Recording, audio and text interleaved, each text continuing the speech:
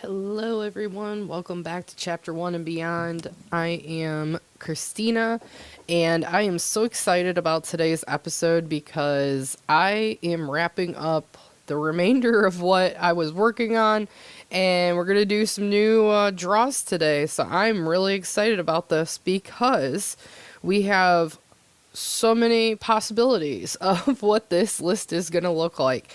So let's just like dive right into this. So I know in the last episode, episode 8.5, I had given you like kind of a brief update of how I've continued to get dismantled with this challenge.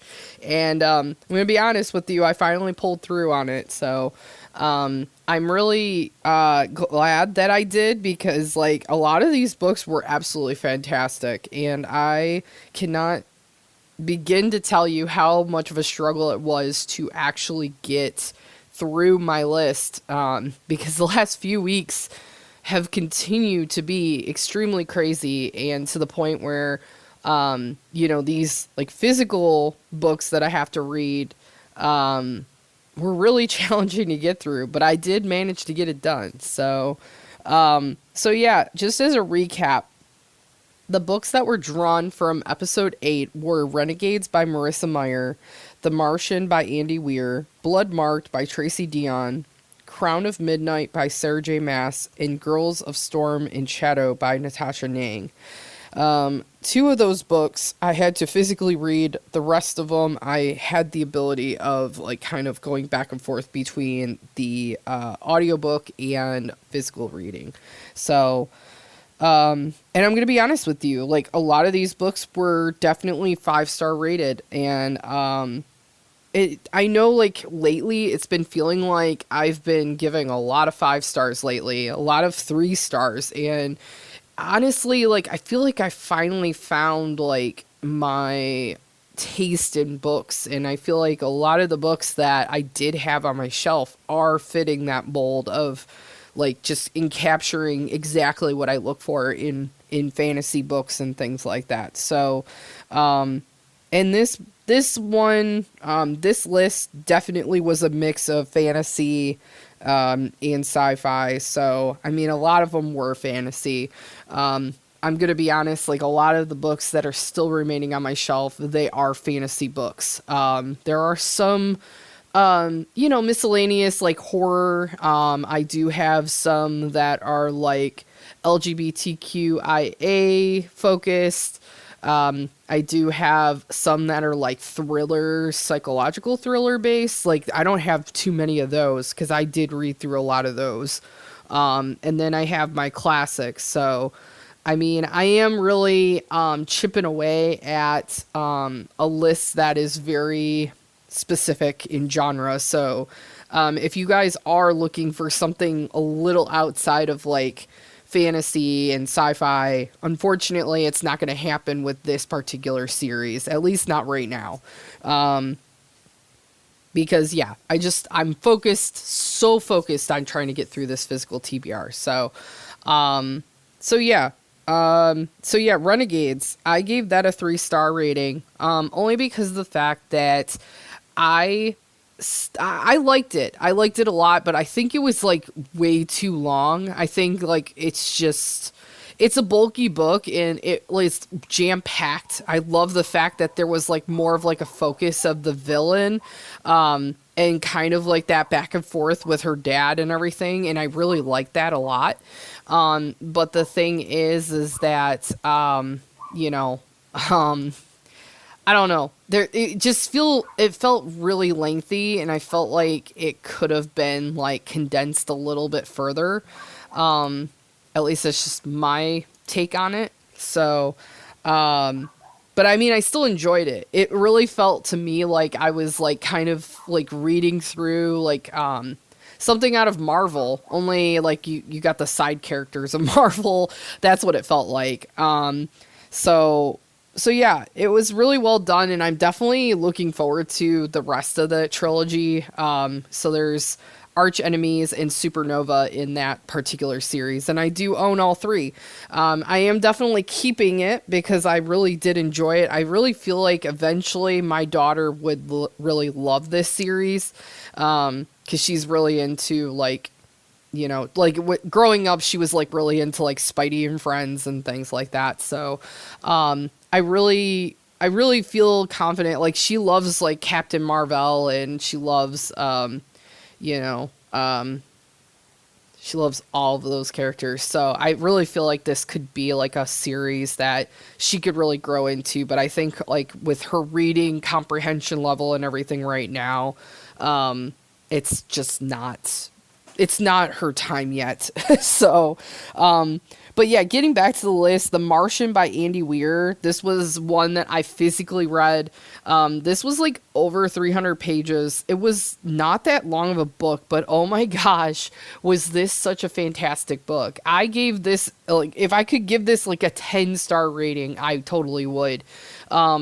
I had read Project Hail Mary. I had listened to it on audiobook prior to reading this one. And I have to say, if I had to go back and forth between The Martian or Project Hail Mary, like these two would be neck and neck with each other. Like Andy Weir just has like a way of like really sprinkling in that science factor and really building the suspense. Like, cause the way that this one read was like, it was just a bunch of logs. It felt like I, was reading like a diary, so to speak, but then it gave you like kind of a perspective of like NASA, and then it gave you a perspective of Mark Watney, and it gave you a perspective of, all these different engineers that were just working towards that cause. And it was just so cool. Like I loved it.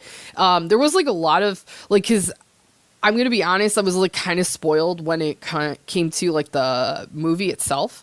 The movie was definitely different, and I can definitely tell the difference. Like there was some like alignment with the book, but kind of comparing to the movie, like that was like my first glimpse of The Martian for this book, and I'm really disappointed that I didn't read the book prior to watching the movie, but I had no idea this was even a book.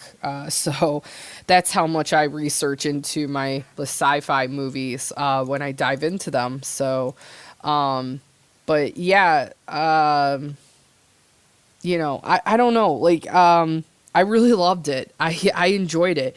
And the amount of lengths this poor man had to go through, like some of the stuff I was like, I literally jaw dropped. I was like, oh my gosh, this guy is not going to make it. Like it was just, it really built up suspense. And over the Mother's Day weekend, I had the ability of reading the final 130 pages, which I never get that kind of opportunity to just sit down and read for hours on end. And it was the best Mother's Day gift I could have ever received.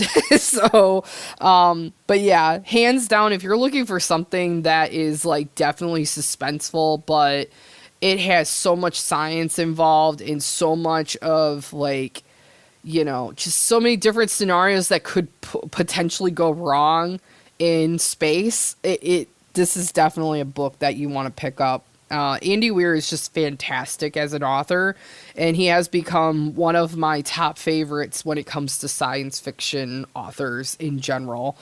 But yeah, so I could probably go on and on and on about like The Martian, but I'm just going to stop right there. All right, so the next book that was on the list was Bloodmark by Tracy Deonn. This was the second installment in the Legendborn series, and wow. Where do I even begin? It was definitely a 5-star for me. I am so blown away by sometimes where these overhyped, at least in my opinion, overhyped like mentioned series actually pulls through and actually impresses me. A lot of times I find where these series are like mentioned so many times on Book Talk and BookTube, and it's a struggle for me because of the fact that I don't know whether it's just overhyped because everybody wants to get on that algorithm and everybody wants to ride that wave, or it really truly is a great piece of, book. But this one, I can't tell you whether I was, you know, I flew through it because I just couldn't put it down. And I have to say that, you know, I did still like the Legendborn book 1, but I love where this series is going, and I really, really am obsessed with this magic system. I am obsessed with how we are getting a build of how this magic system works, and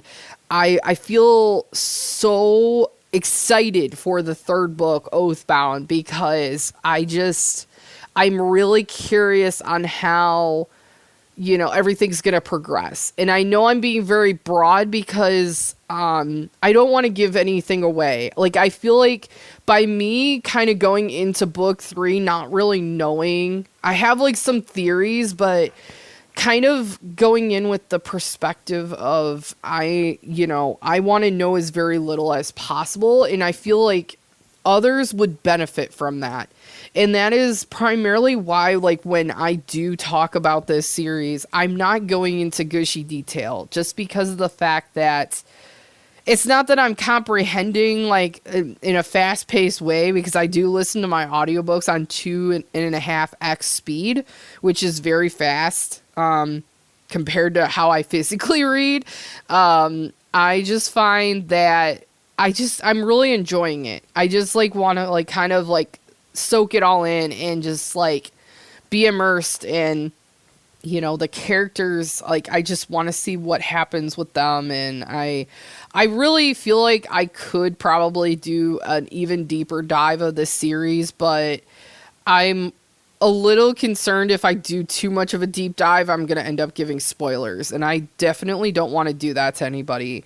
But if you're looking for a fantasy series that has an amazing female lead, and just like a totally different vibe of like a magic system, and just the fact that we get Merlin and the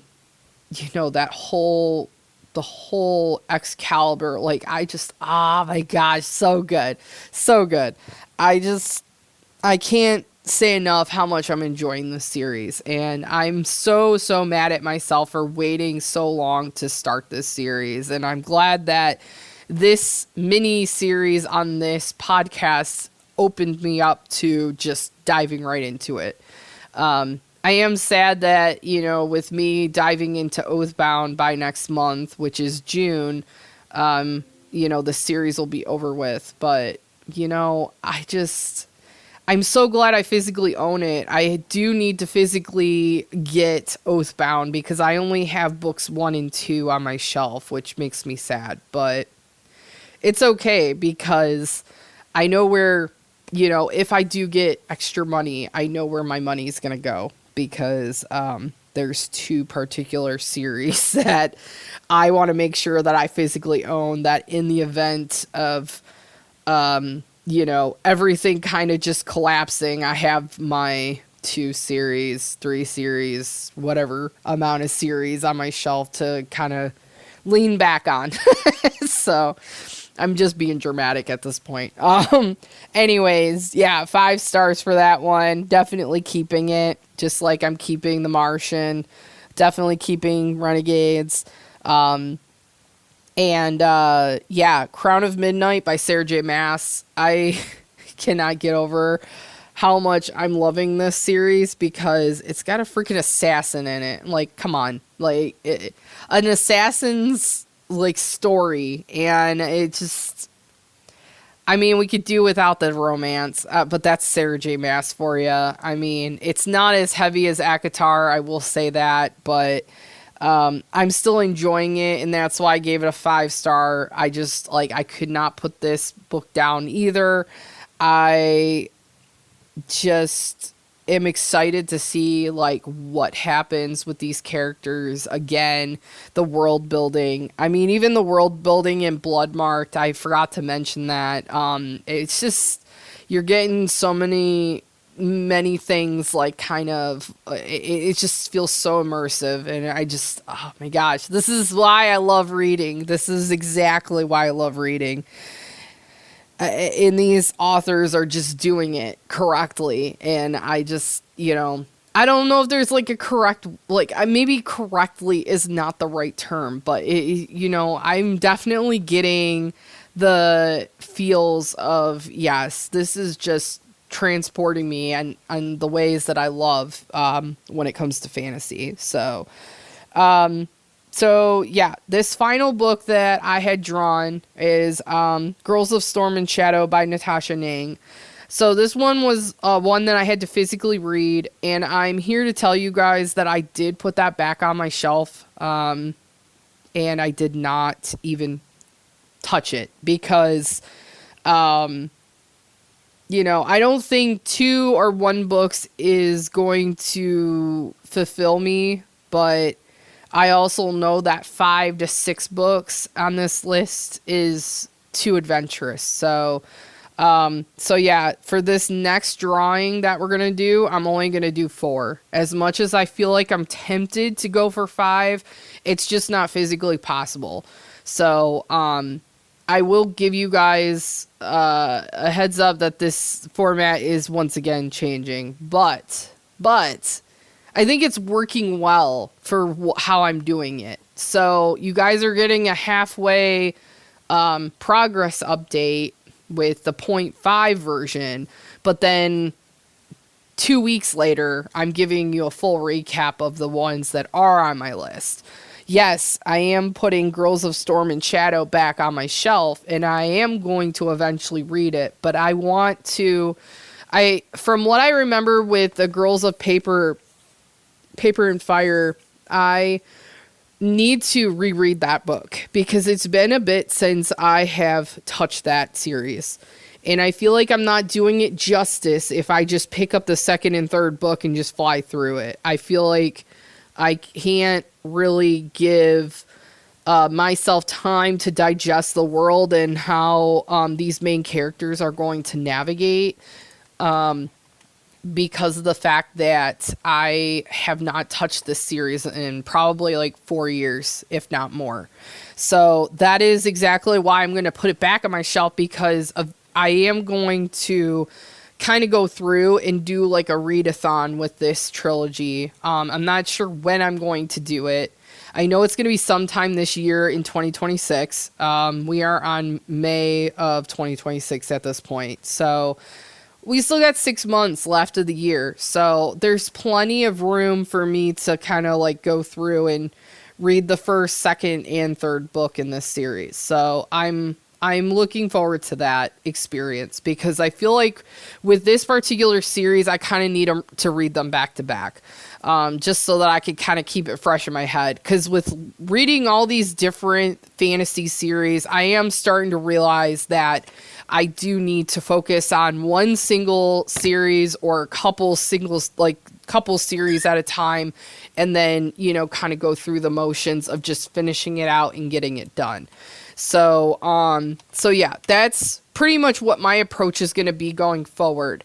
Now, with my wheel that I have, I need to kind of brace yourselves for this next one. So if I have it on my shelf or on my cart, because this one cart I'm looking at has a few series in mind, and I'm thinking some of these are probably way too thick to finish in a length amount of time. So what I think I'm going to do is this go around, I'm only going to put standalones on my wheel. And then what I'm going to do is I'm going to kind of make sure that there's not more than 2 fantasy on my wheel or picked from my wheel. Because I feel like with my standalones, I have quite a bit of variety. Like, I have some historical fiction, I have some gothic fiction. Like, I got a bit of gothic esque. Like, I got Rebecca by Daphne du Maurier on there. I have Jane Austen in my collections of classics. I have Treasure Island and things like that too. And I would love to be able to get to those in this go around. It may be a very boring discussion because, like, with classics, everybody knows what what's in these classics, unless you didn't read them. But I don't think it's gonna do justice if I pick a 1,100 page book by Brandon Sanderson on this, because it probably would only be the only thing that I end up reading. So I have to be really strategic on what I kind of draw at this point, because of the fact that I want to be able to get this done within 2 weeks. I want to be able to make some progress within a week, and then I want to be able to round out the entire list that I'm going to pull within 2 weeks. So realistically here, I'm looking at my shelf and I can kind of already see some titles that I can put on this wheel and draw from. So I'm going to do that really quick, and then we're going to start spinning. All right, guys. So I got my spinner wheel ready to go. I did put some random prompts in here where it's kind of like it gives me like an author, and then I have to like pick off of my shelf which ones. So we'll just kind of throw that little fun little twist in there.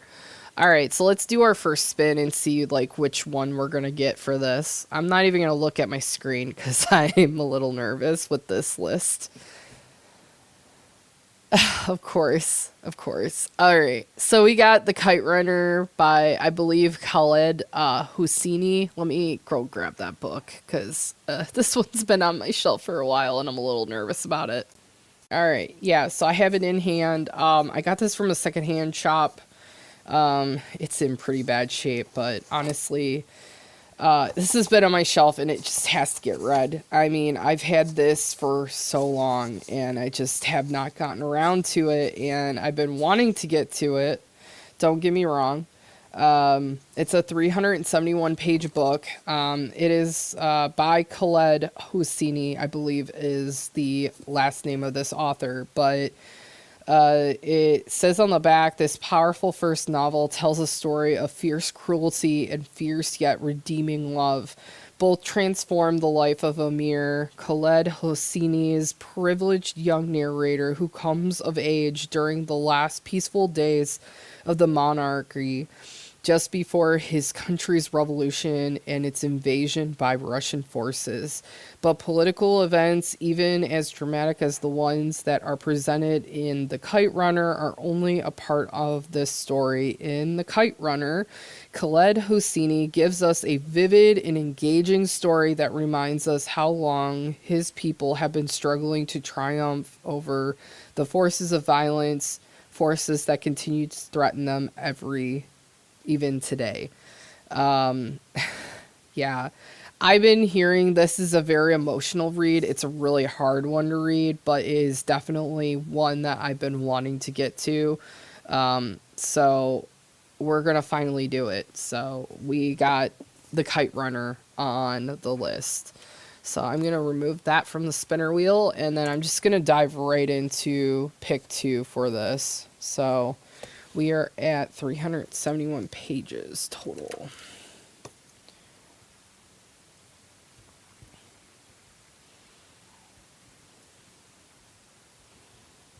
All right, let's see what I got now.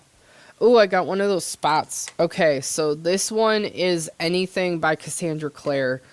Ooh, okay. Well, I have some choices here. So I have not finished the Mortal Instruments series. I have not started the Dark Artifices series, and I have not started the Last Hours trilogy. But which one? I feel like because I'm on a roll with just trying to get through these series, I think I'm going to pick up City of Glass. But let me go grab it really quick. Guys, you're not going to believe this. As I was pulling this third book out, I ripped the container that my books were in. That's not cool. I'm not really happy about that. All right, so this is the third in the Mortal Instruments series. It's called City of Glass by Cassandra Clare. I gonna be honest with you guys.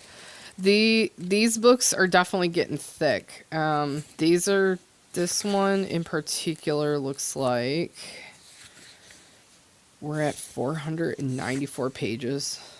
496 pages. So I really enjoyed City of Bones, I believe is the first one.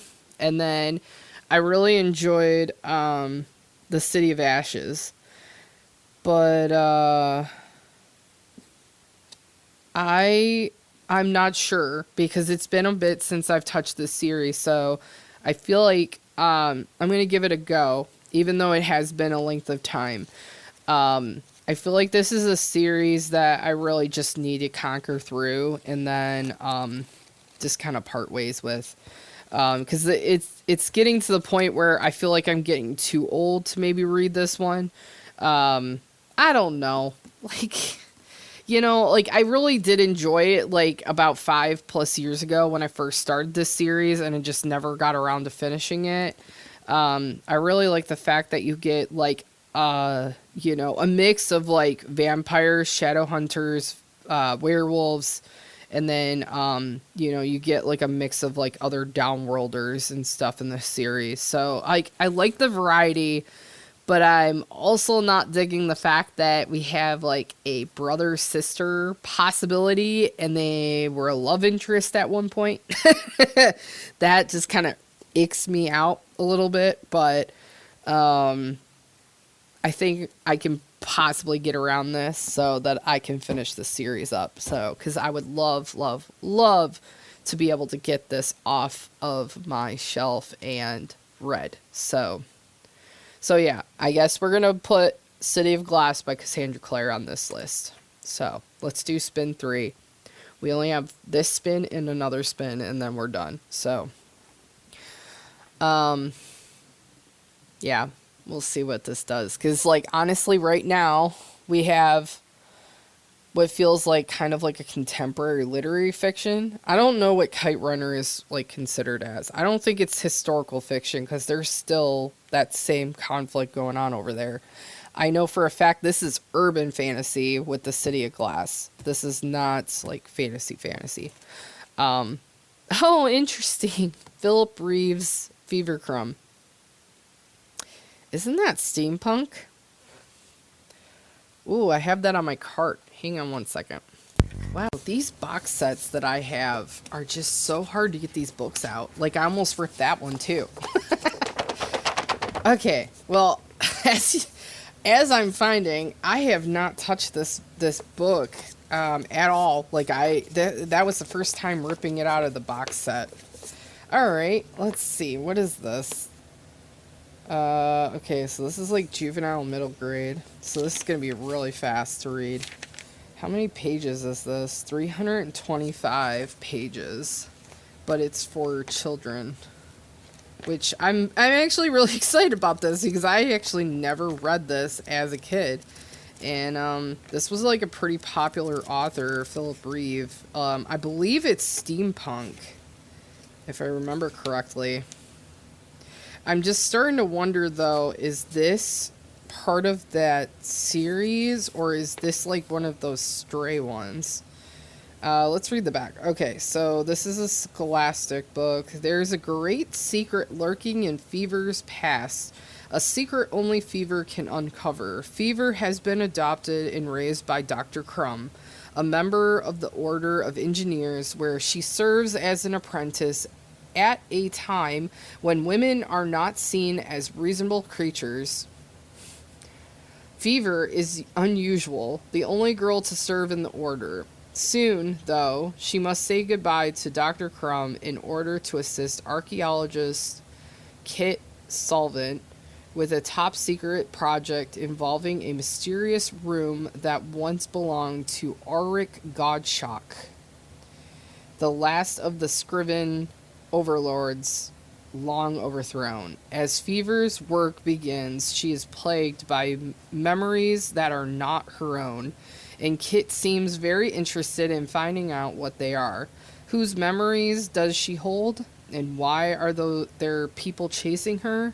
Haunting, arresting, and astonishing original, Fever Crumb will delight and surprise readers at every fast-paced, breathless turn. Okay. Well, that description alone just intrigued me because the fact that they put women are not seen as reasonable creatures, that just okay. Yeah, I don't know why you're referring to women as reasonable creatures. Are not seen as reasonable creatures. I don't understand that. Okay. Well, I don't know much about this book. I don't know much about this whole series because it's part of my Mortal Engines collection. So I'm assuming that these are one of the Stray books, not the Mortal Engines actual series. So we're finally doing it. So we're going to put that on the list. I'm going to take that off of my wheel. All right. So we got one more spin. It could be horror. It could be another fantasy. It could be one of my classics. I'm going to kind of shuffle this even more. All right, let's see. Let's see what we get. I'm really curious because this list is definitely interesting.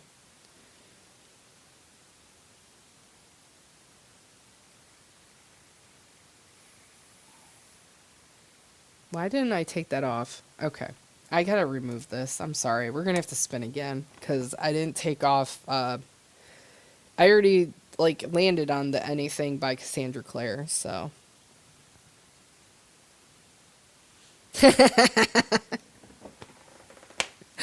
Guys, I landed on Anything by Stephen King. We're gonna read a horror in this one. Oh, great. Okay. All right. Let's see what I got. So, hang on a second. Let me go grab my Stephen King book. Oh, guys, this is so hard to choose. But then I have... Okay, so, as I told you guys, I don't know if I want to do a 1,000-page plus book. So, I do have It by Stephen King. I have Firestarter by Stephen King. I have Misery by Stephen King. I have The Running Man by Stephen King. And I have Fairy Tale by Stephen King. These are all the books that I have not read by Stephen King that are on my shelf. Now, I do have others from Stephen King, but I've already read those, and I want to stick with because I've read Pet Sematary. And I believe there's one other one. I believe I have Elevation, too. Or The Institute. I can't remember. I know I've read that by Stephen King. But yeah. So, wow, this is gonna be quite a treat of a list because I was not expecting to land on Stephen King. As many as I did have on the list, on my wheel, I am really, really surprised that I landed with this. So, okay. I've heard amazing things about The Running Man. I've heard... my God. I've heard so many good things about Misery, too. I heard there's just a pure psycho in that one.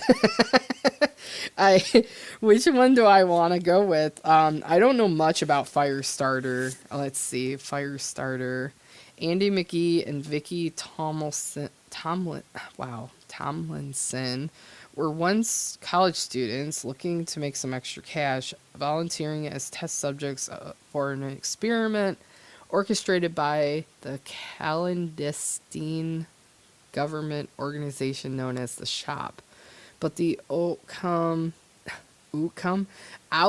unlocked exceptional latent psychic talents for the two of them, manifesting in even more terrifying ways when they fell in love and had a child. Their daughter, Charlie, has been gifted with the most extraordinary and uncontrollable power ever seen: pyrokinesis.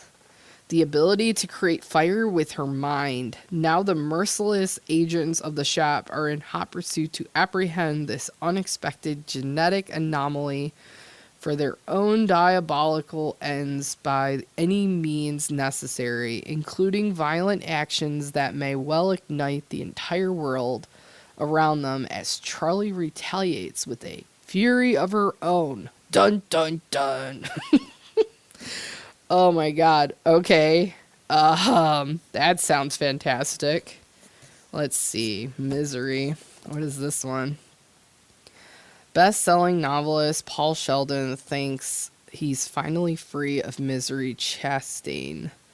In a controversial career move, he's just killed off the popular protagonist of his beloved romance series in favor of expanding his creative horizons, but such change doesn't come without consequences. After a near-fatal car accident in rural Colorado leaves his body broken, Paul finds himself at the mercy of the terrifying rescuer who's nursing him back to health, his self-proclaimed #1 fan, Annie Wilkes. Annie is very upset over what Paul did to Misery and demands that he find a way to bring her back by writing a new novel, his best yet, and one that's exclusively for her. It's clear that Paul has all the time in the world to do so as a prisoner in her isolated house, and Annie has some very persuasive and violent methods to get exactly... Oh my god, it's a hostage situation. Oh, I didn't know that. Oh my gosh. Wow, this sounds exactly what I'm looking for in a Stephen King. I've never read this book. Oh my gosh. Okay, I think we're going with Misery. After that description, oh my gosh. The fact that she kidnaps him. Are you serious? How many pages is this? This is weirdly formatted. I think it's 340. Is it? No, that's acknowledgements. 351 pages. Oh, this is gonna fly. This sounds terrifying. Alright. Well, we're putting that on the list. That sounds absolutely fantastic. I've been literally trying to read through, like, all of his classics, like, because I've only gotten exposed to his, like, newer ones, and I've been hearing, like, a lot about his original works, and his original works are terrifying. Like, Pet Sematary had me, like, with nightmares. I have a feeling this one's gonna do the same thing.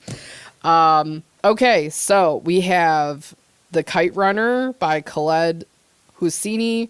We have City of Glass by Cassandra Clare. We have Fever Crumb by Philip Reeve. And we have Misery by Stephen King on this list. Wow. And I feel like a lot of these I really want to physically read, but I don't know if I'm gonna... this is where it's gonna get hard. Because I really do want to physically read Misery. And I really do want to physically read The Kite Runner, too. So maybe Fever Crumb and City of Glass, I will kind of do a 50-50 split. I'll do those on audiobook. I'm pretty sure I can get both of those on audiobook. And then maybe I can kind of go back and forth between, like, audiobook and physical read for the other two as well. So... Alright, guys. Well, that's my list for this upcoming episode. This is episode 9 of Try It or Trash It. So we definitely got a totally different list compared to the last one. The last list was definitely a lot more fantasy. And as I was telling you guys, I do have some difference in books on here, but I didn't think I would actually get that variety that I'm getting out of this one. So, but it's all right. So we're just going to go with it. But until next episode, guys, I will talk to you guys later. Take care. Bye.